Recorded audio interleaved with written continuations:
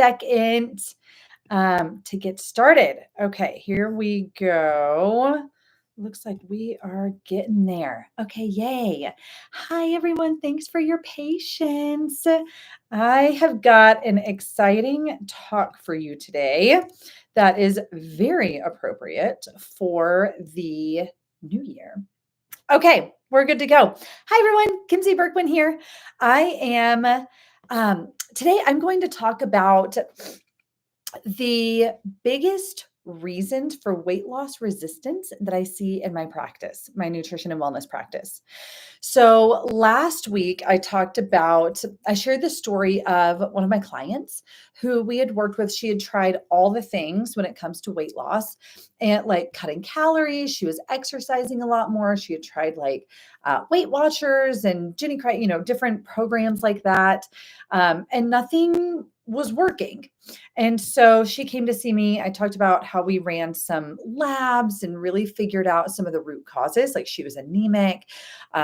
She had Hashimoto's thyroiditis, some of the root causes for her weight loss.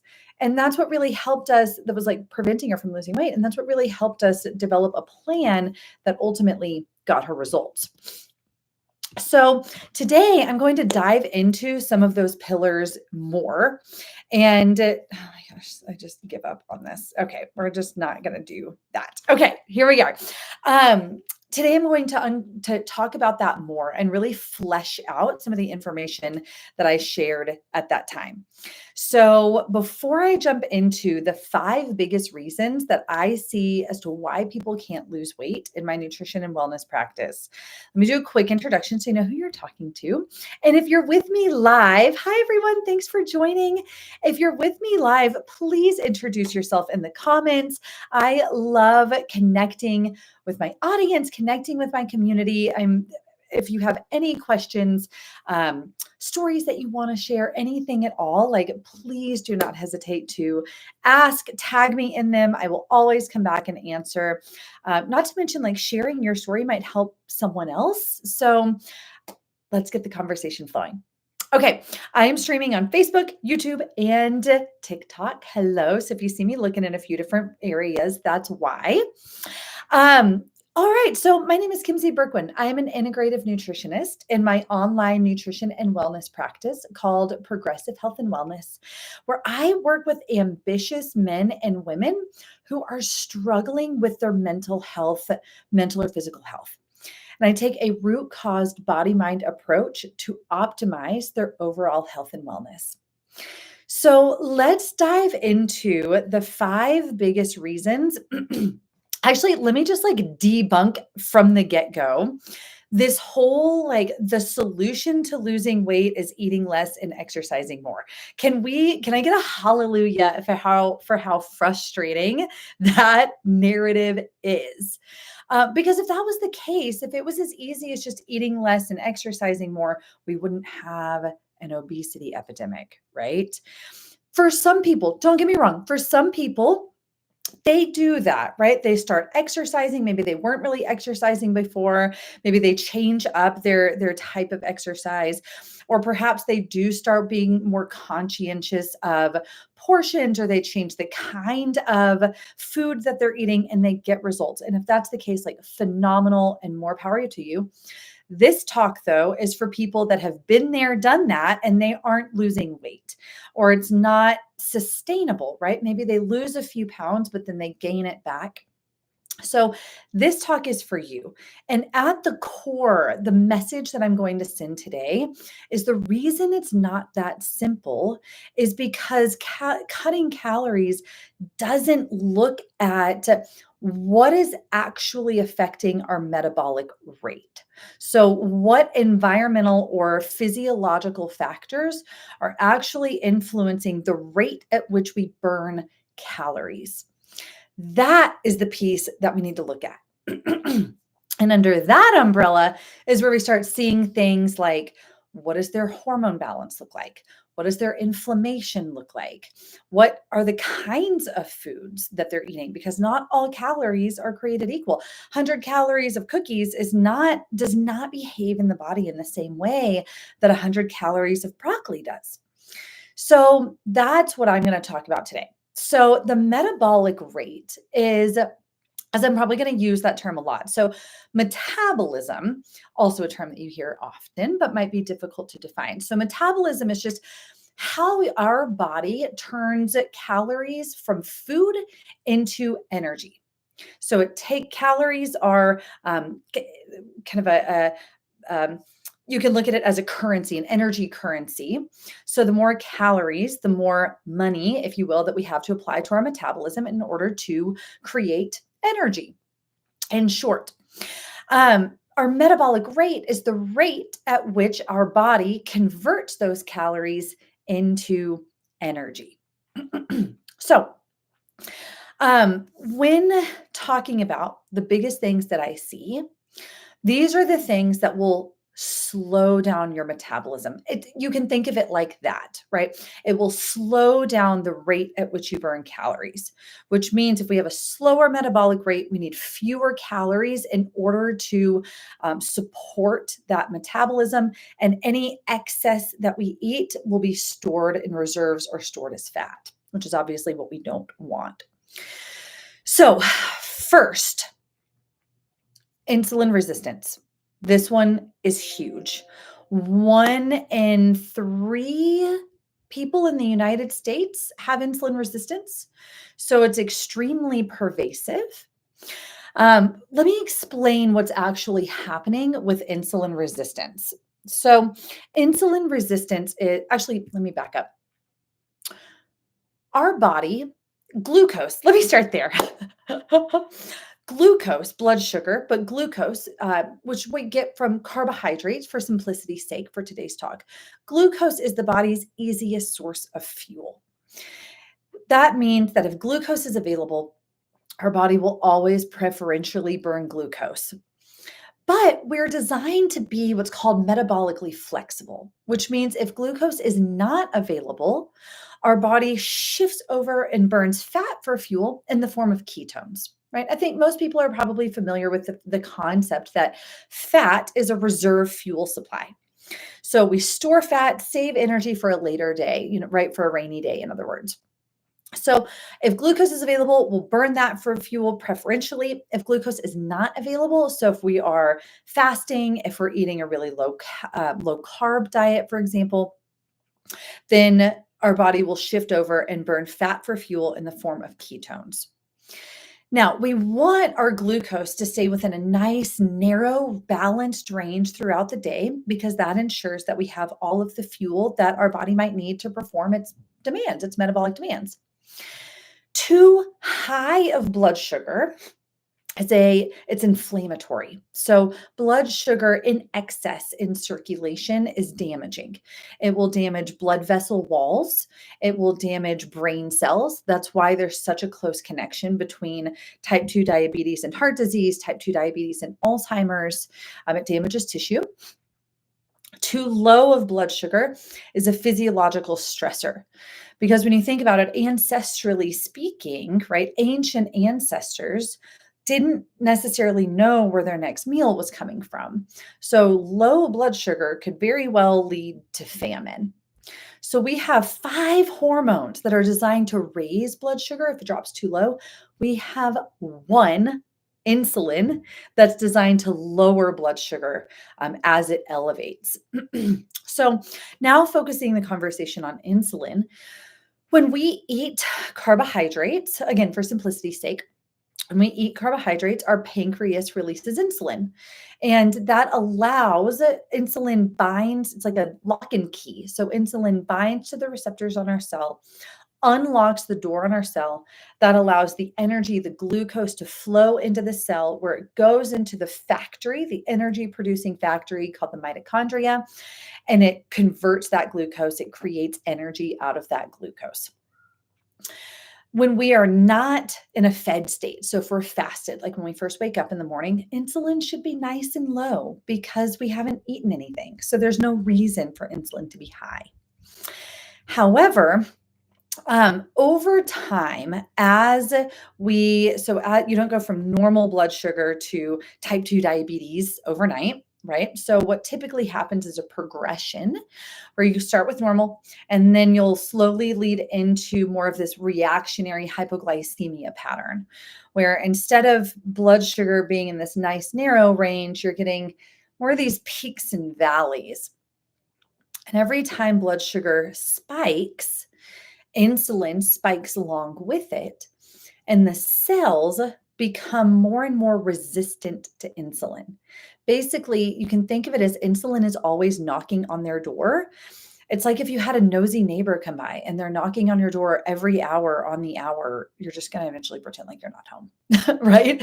And that's what the cells do to insulin. They suck in their receptors for insulin. They stop answering the door. So glucose climbs higher and higher, insulin climbs higher and higher. Long story short, over time, this progresses to type 2 diabetes. How this relates to an inability to lose weight. And you do not have to be type 2 diabetic to have the impact of this affect your weight. Insulin, elevated insulin, locks us in fat storage mode for two reasons. One, elevated insulin means that we are in a fed state. And if our fuel supply, if our fuel needs are met, right, those cells are resistant to insulin because they're trying to say, like, we are at capacity. We don't have any more, we don't need more fuel. We're done. It's like you're trying to keep pumping your car full of gas and it's like overflowing into the street, right? You don't need any more. You need to go drive the car, right? So, when the one cell that will continue to take limitless amounts of glucose is a fat cell. So when our muscle cells, liver cells, whatever it might be, have their capacity met and insulin is still high, the fat cell's like, no problem, give it to me. Give that extra glucose to me. So we increase fat storage. And then with high insulin, it prevents us from breaking down that fat and burning it for fuel. Because again, our body thinks we're in an overfed state. If we're in an overfed state, why would we be using our reserves? It's like if you're making, let's say you've got a savings account with, I don't know, $10,000 in it, but you're making $1 million a year. You're not going to dip into savings. You're not going to use the money that's in your savings account. Why would you use that? Right? You're just going to keep adding to your savings account. And that's exactly what happens here. Okay, so how do you know if you're insulin resistant, especially if your doctor hasn't said anything? There are some labs that you might already have done. And if not, then you'll probably want to run. So the first two that you might have done if you look through some of your medical records. One is fasting glucose, just the amount of blood sugar in the blood at the time of the blood draw. If that number is higher than 90, and yes, I'm aware that the lab reference range probably goes to 100, but from an optimal perspective, if that number is above 90, that can be a problem, sign of a problem. If it's below 75, 70, that can also be a sign of a problem. But that's one number. Hemoglobin A1C or HbA1c is another marker to look at. This looks at what your average blood sugar is over the course of 3 months. Pre-diabetic range starts at 5.7 and up. I want to see it closer to like 4.8 to 5.1. If I start seeing it at 5.3, 4, 5, that's likely a sign that this reactionary hypoglycemia is starting. So you can think about it as you're like pre-diabetic, right? You're on the path to becoming pre-diabetic if nothing has changed. And then if you don't have this run already, running fasting insulin can be really insightful. Fasting insulin looks at what your insulin levels are in a fasted state. If they're not low, so I like to see it around like 4, 5, 6, maybe 7. If it's above 7, and especially if it's in the double digits, that insulin is affecting your weight loss, period, end of story. So that's a big one to look at. And I start with that because that also plays into some of the other things that'll trickle down as we talk about hormone imbalance and inflammation and stress. So, stress is an easy one. I'm going to talk about that next because part of the problem as to why people tend to gain weight or not be able to lose it if they're stressed is because cortisol and insulin compete with each other. So, if cortisol is chronically elevated, the stress hormone is chronically elevated, and cortisol is pulling glucose out of the cell, trying to mobilize energy so that we can escape or fight whatever stressor we are perceiving. Insulin, on the other hand, its job is to get energy into the cell, right? The glucose into the cell.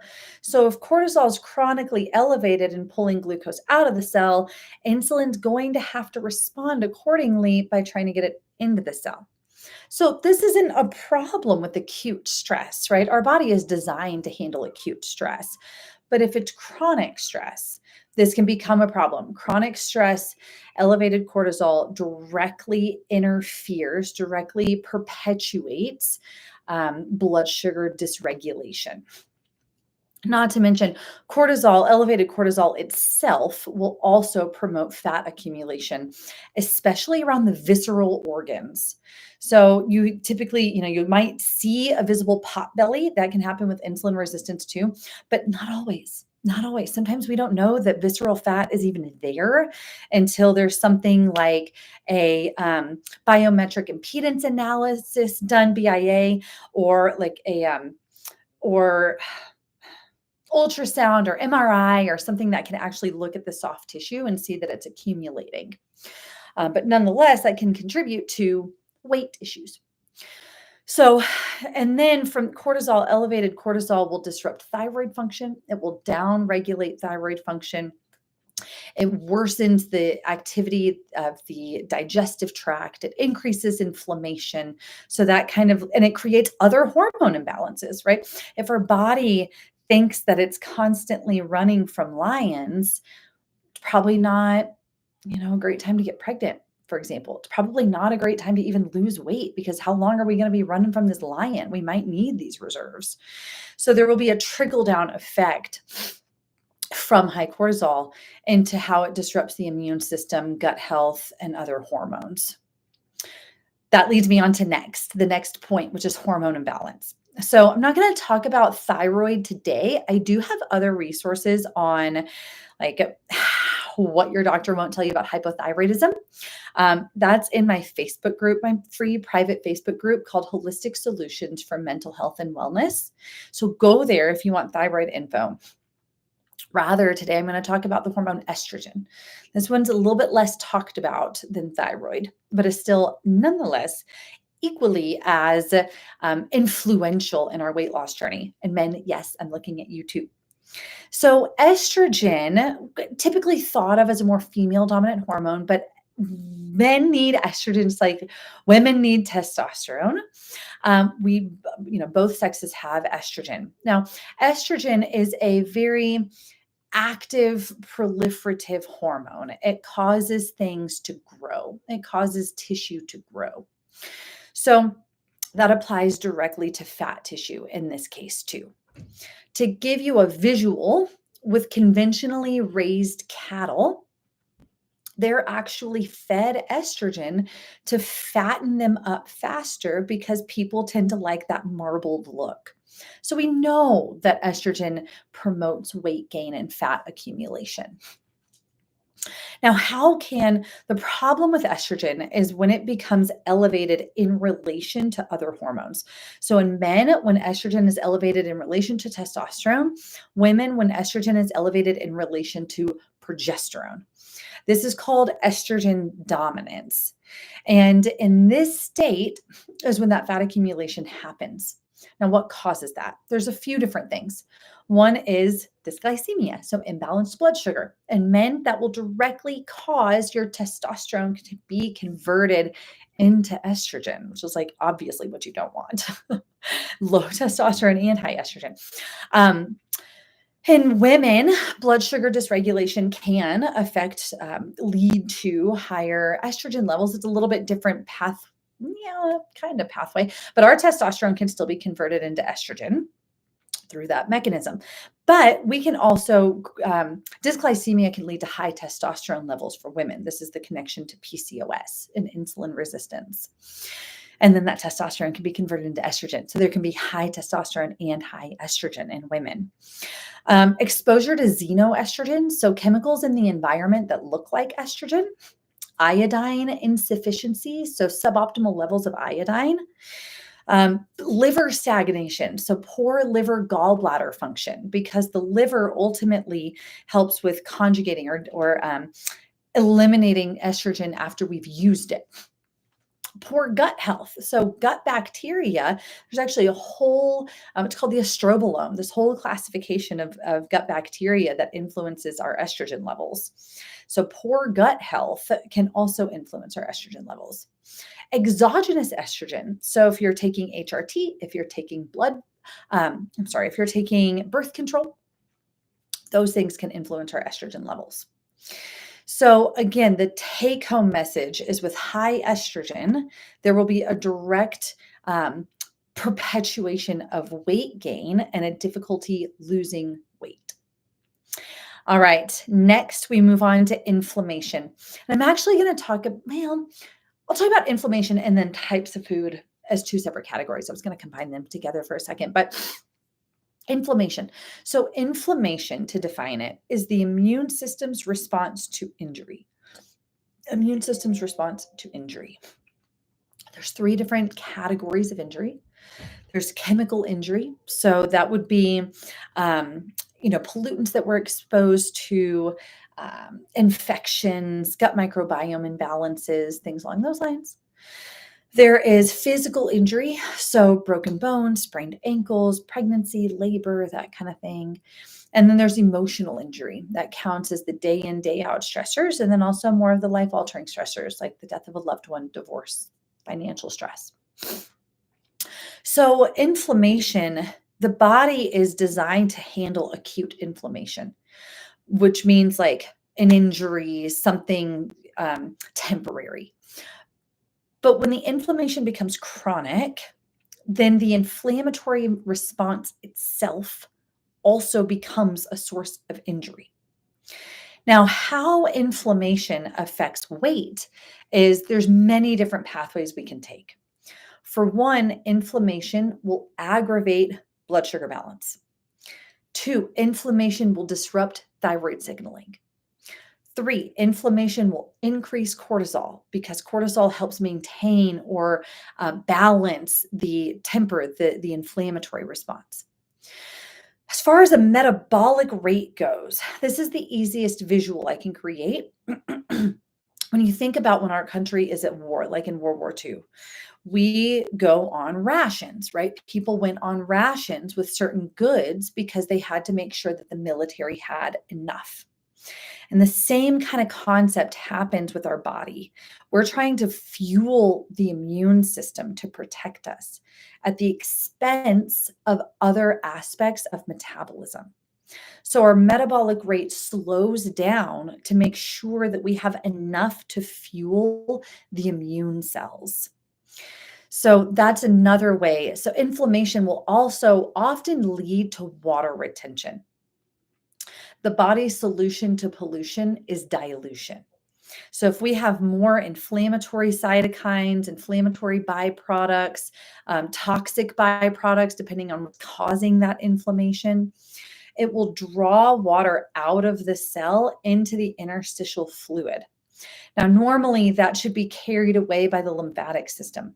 But when that's happening at a rate that overwhelms the body, we end up retaining that water.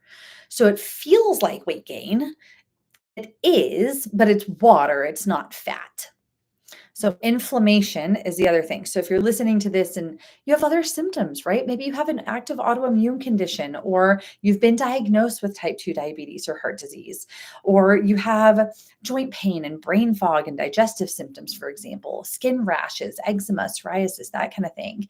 Those can all be signs of inflammation. Or perhaps your hemoglobin or your Highly sensitive C-reactive protein has come back elevated, or your sedimentation rate has come back elevated. Those can also be lab values showing that inflammation is high.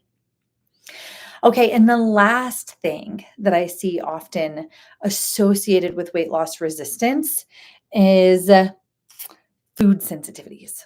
So this gets to not all calories being created equal, and also inflammation. And I'll talk about processed food too. So, food is so much more than just calories. It's so much more than just fats, carbs, and protein, right? Food is how our body communicates with the environment. Our food is communicating to our DNA the status of our environment. Is it safe and nourishing and healing, or is it toxic and artificial? And our body, our DNA responds accordingly. So, if we're eating foods that we're sensitive to, sensitive means our immune system has deemed that food a threat, and our immune system launches an attack against that food. It fights that food. We'll see this, think of like gluten sensitivity, dairy sensitivity, corn, soy. Those are some big ones that I often see. But then sometimes we'll do food sensitivity testing and reveal a whole host of foods that we would have had no idea, like spinach or carrots. I've seen people become sensitive to. So food sensitivities, we might be cutting calories, but if we're still regularly eating foods that we're sensitive to, we're generating that inflammation. And then I just talked about how inflammation connects back to our metabolism, slowing our metabolism. On the flip side, we might be not even talking about food sensitivities per se, but we might be eating foods that are still processed, right? They have rancid seed oils, or they have an excess of sugar, or high fructose corn syrup, or additives and preservatives and petroleum-based dyes, and just junk in our food. If that's what the majority of what we're eating involves, even if we eat 500 less calories a day, it's still going to send a completely different message to our DNA than eating a diet based on whole and minimally processed foods. So when it comes to, now I guess is a good time to pivot into what do we do about this? So I'm going to take you through kind of the process that I would take a client through. We would first start with a really comprehensive blood panel. We'll look at inflammatory markers and blood sugar markers and thyroid and nutrient levels, what our detox pathways look like. So we get a really good idea of what the numbers are saying, and then combine that with their subjective information. So do they have any other symptoms? What is their family history like? What is their personal history like? Things along those lines. So that ideally we're starting to peel away the layers and figure out what could be contributing to why they can't lose weight at the root. From there, though, I always start with diet. And we don't even talk about calories. We literally don't even talk about calories. It's not in the conversation. Rather, we're talking about an anti-inflammatory whole foods diet. So that will look different for each person. Maybe that's more of a paleo style diet. Maybe that's more of a Mediterranean style diet. Maybe it's a low FODMAP or a low histamine. Again, it really depends on what's driving that person's issues. But there are some pillars, right? So I do really encourage as much organic as possible, reduce that toxic load. I encourage as much whole food and minimally processed. So like if you're looking at the ingredients label and you can't read half the ingredients in, then just put it back. Doesn't mean that everything that comes out of a box is bad, but if you want to know what the ingredients are, right, they should be in your grandmother's cabinet. I think Michael Pollan first said that. And then likely, really pay attention to sugar, likely maybe avoiding some of these more commonly sensitive foods like gluten, dairy, soy, corn, things like that. Maybe we do food sensitivity testing. We also work a lot with food spacing, so like meal timing. Our ancestors were not eating 8 times throughout the day. right? Our ancestors were not eating every 2 hours. We just weren't. Our ancestors probably weren't even eating an hour after waking up. So that's where we get some strategic meal timing in place. Things like I'll often recommend 14, 16 hours of intermittent fasting overnight, a minimum of 12, but oftentimes 14 to 16. Hey, Garrett, thanks for joining. So glad you're here. But oftentimes 14 to 16 hours overnight. We'll then space meals by 4 to 5 hours. So essentially eliminating snacking. So in, implementation, that might look like you have some coffee when you first wake up in the morning, black, or use like a fatty creamer like canned coconut cream or something. And then you have your first meal at around 10 in the morning, 9 or 10 in the morning.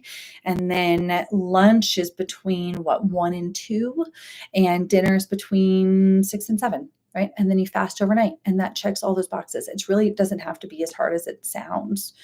But all these things are worked up to, right? So anyway, strategic meal timing. So that combined with an anti-inflammatory diet and promoting nutrient density through food is really where I start. I'll get the person moving. So go for a walk after meals, do a 10-minute HIIT workout per day. Doesn't have to be anything crazy, but get some kind of movement in.